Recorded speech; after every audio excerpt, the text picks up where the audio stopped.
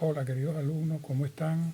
Espero que chévere. En este tutorial vamos a hablar de cómo se origina la salsa. Es una pregunta que siempre hacen y hay muchos conversatorios de personas que tal vez son locutores o historiadores, pero muy pocas veces los músicos nos dejan hacer esa aclaratoria, ¿verdad? Entonces fíjense, más o menos antes de los años 60, la música cubana era muy tonal, que son los orígenes, ¿verdad? Por ejemplo, muchas piezas de bolero, por ejemplo,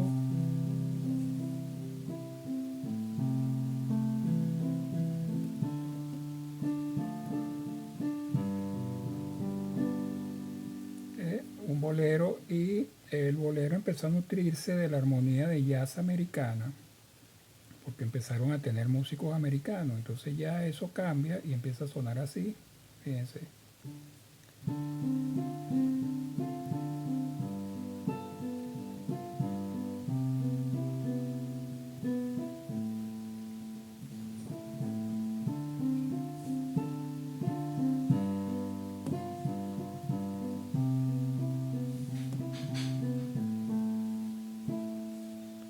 Eh, Luego, lo que es salsa quiere decir mezcla. Entonces ya una canción, por ejemplo, un género cubano que el bolero es uno de esas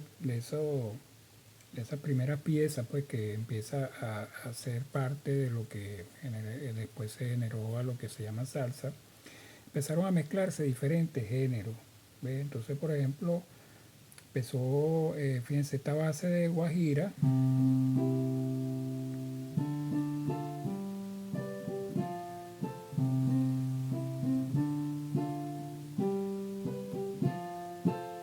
¿ve?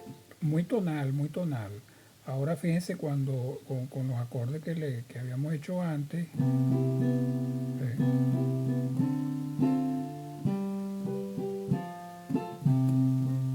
¿Ve? Con disonancia, ¿ve?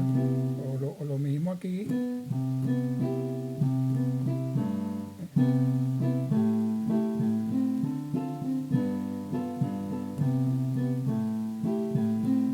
más rítmico, ¿ve? Más rítmico que el bolero anterior, ¿ve? Y por ahí empieza también, después se le suma un cha-cha-cha, por ejemplo, a la misma pieza, ¿ve?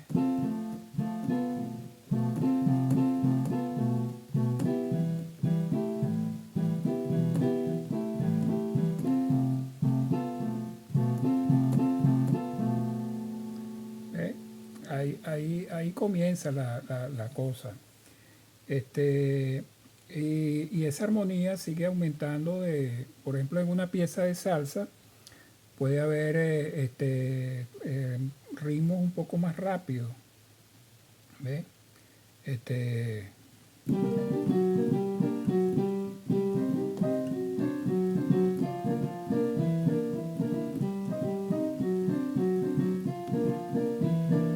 ¿ve? Guaguancó, hay parte de lo que se llama el mambo.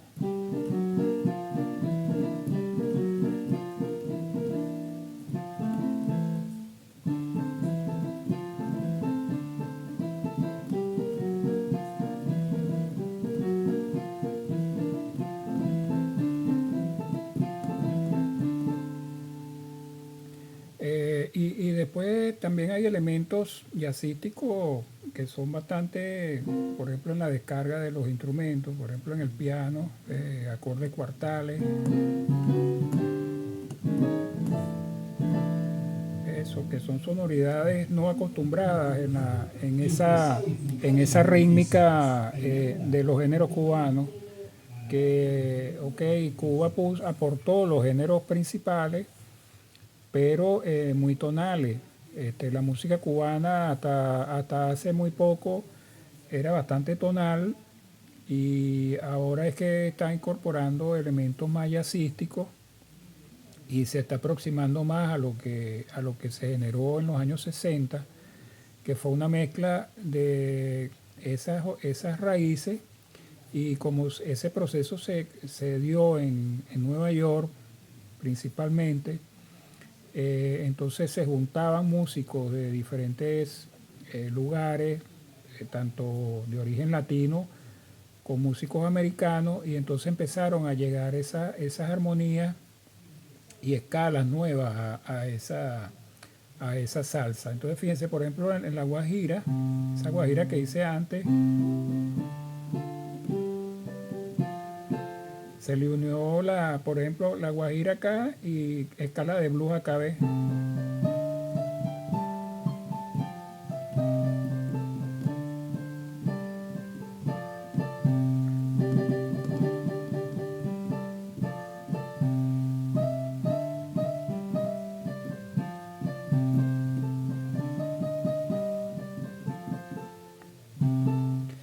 Entonces, ahí empezaron esos elementos, los arreglos de los vientos, usando esta escala de blues, por ejemplo, en el caso de Ricardo Rey, este, Pi Rodríguez, que fueron, salió esa mezcla de guajira con escala de blues y nació lo que llamaban el bugalú en los 60, y empezó esa evolución.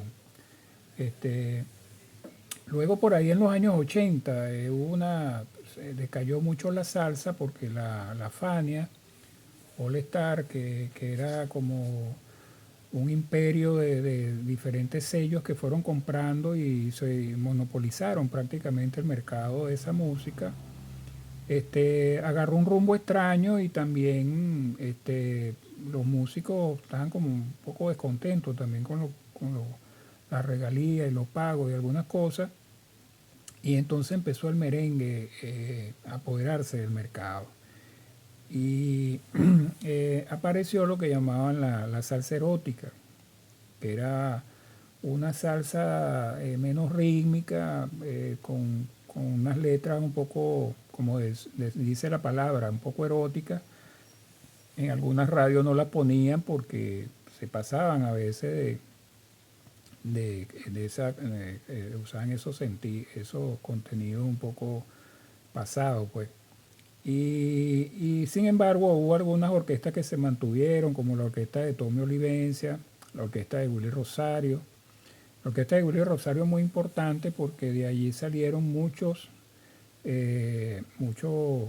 cantantes extraordinarios, entre ellos Gilberto Santa Rosa, que comenzó muy joven, aunque estuvo en otras orquestas antes, pero allí prácticamente fue que hizo escuela, pues, y agarró disciplina y todo. Willy Rosario, un músico todavía vivo, pasa de los 100 años. A él le debemos esa que se mantuviera, pues, la salsa dura viva. Y bueno, después llegaron algunos otros que empezaron a darle un poquito de fuerza a la salsa, y la salsa no ha perdido vigencia, simplemente que se ha ido fusionando, se han muerto muchos cantantes y músicos, pero es un género que yo pienso que tiene mucho para durar, y hay nuevas generaciones que están siguiendo los pasos de esos músicos anteriores. Hay una cantidad de pianistas ahorita buenísimas, y mujeres que nunca se había visto. Hay unas niñas, una puertorriqueña y una colombiana, que tienen bastante swing al tocar. Y en otros países también ha crecido bastante la ejecución de la salsa con muy buen nivel. El caso de Colombia y Perú. Venezuela decayó un poco con la crisis. En Venezuela hubo un boom bastante grande en los años 70, sobre todo, y salieron muchas orquestas. Y bueno, ojalá se retome ese camino de nuevo. Bueno, más o menos eso es lo que les puedo aportar. Seguiremos hablando de algunos detalles técnicos de lo que representa este instrumento para la salsa, y todos esos géneros que la componen.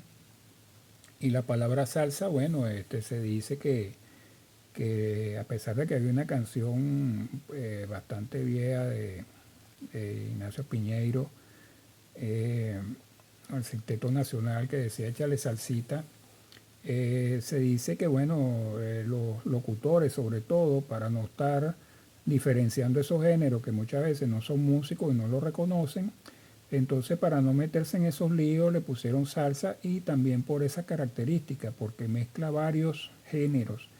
En una sola pieza pueden haber varios géneros. Puede haber bolero, puede haber cha-cha-cha, puede haber mambo, puede haber guaguancó. Entonces, por eso ese apodo le queda bastante bien. Bueno, espero que les sirva de algo esto. Recuerden suscribirse, regalarme un like. Eh, coméntenme lo que ustedes piensan al respecto y también recuerden compartirlo con alguien que esto le pueda servir. Seguimos haciendo música juntos.